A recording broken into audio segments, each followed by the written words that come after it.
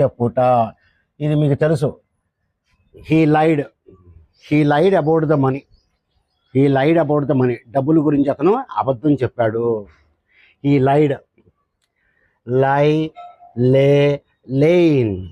లై, లే, లేయిన్. ఇక్కడ రెస్ట్ తీసుకోవడం అండి. టు రెస్ట్ తీసుకోవడం. చూడండి, he is lying on the sofa.